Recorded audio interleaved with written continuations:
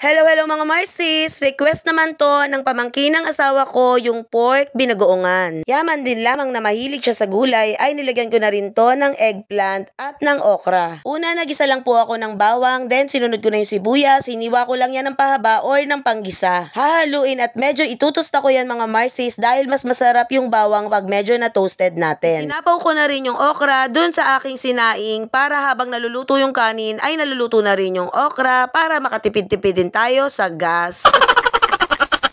At nung nagkulay brown na yung ating bawang at sibuyas, inilagay ko na rin yung pork kasim. Bali, ang hiwa ko lang dito ay parang pang adobo cut. Haluin lang natin at maglalagay ako dito ng 1.5 baso ng tubig. At papakuluan lang natin yan ng mga 10 to 15 minutes. Hihintayin lang natin yan na matuyuan ng tubig para manuot yan dun sa laman. Sa totoo lang po mga Marcies, medyo nabubulol-bulol at nauutal-utal ako kasi ang niluluto ko ngayon ay yobab. Yung kabaliktaran nun. Bawal din po kasing banggitin yun dito kay FB.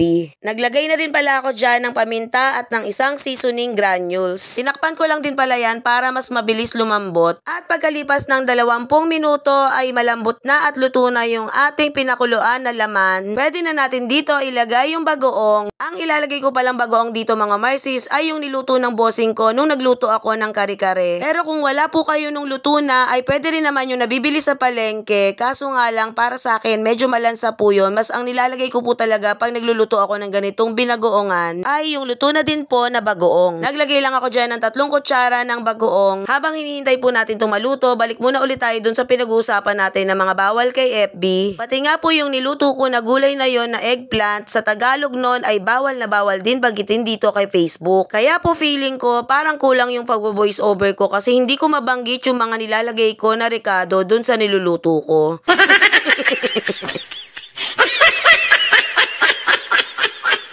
At nung nakaluto na po ako at sigurado ako na malambot na to, ay inilagay ko na rin tong okra, pati yung pinirito ko na eggplant, yung Tagalog na.